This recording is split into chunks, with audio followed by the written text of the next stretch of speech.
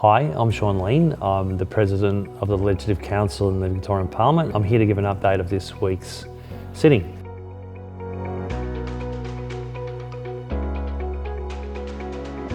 This week, three pieces of legislation passed through the Legislative Council. One of them was the statewide treaty bill, which gives effect to Victoria's statewide treaty. It establishes Gallimwall as a statutory corporation, succeeding the First Peoples Assembly as an ongoing representative body of the First Peoples, with three separate offices and with these functions: self-determination, advisory body for political representation of First People, monitoring the state's government's performance into relationship to outcomes for First People, facilitating ongoing truth-telling, healing and reconciliation, and maintaining and archiving cultural sensitive stories.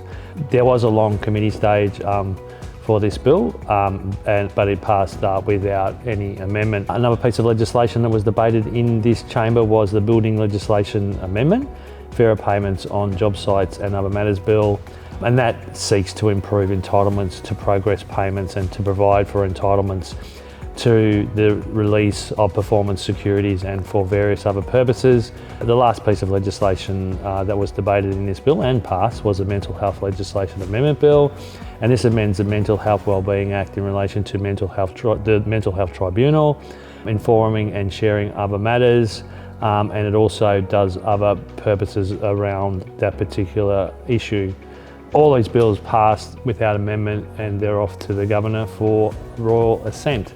Other items other than legislation which was debated in this chamber were items such as the container deposit scheme, waste to energy cap licences, protests registration systems and community health organisations. And there was a petition which was debated in the chamber which was around koala management practices. So as you see, there's a lot of different issues that are debated in the Parliament any given week. Outside the chamber, there's always great activity. There's always a lot of Victorians using the Parliament to promote the good work that they do. One of those events this week was the RSL Poppy Appeal, which the RSL launched their Poppy Appeal in Parliament. And every badge and every virtual poppy purchased helps provide support to veterans and their families, including really important things like crisis housing, mental health care, employment services, and just getting connections within the community. Another fantastic, colourful event in our Queen's Hall this week was the 50th anniversary of the Vietnamese diaspora in Victoria, and Australia as well, but celebration was 50 years in Victoria. And this was an expo around Vietnamese resettlement in Victoria.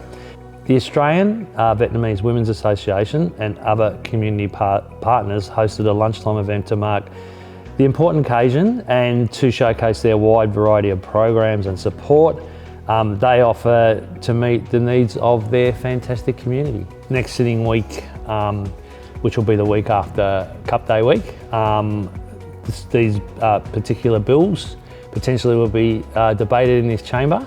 The Voluntary Assisted Dying Amendment Bill, Transport Legislation Amendment Bill, State Tax Fervour Amendment Bill, and Consumer Legislation Amendment Bill.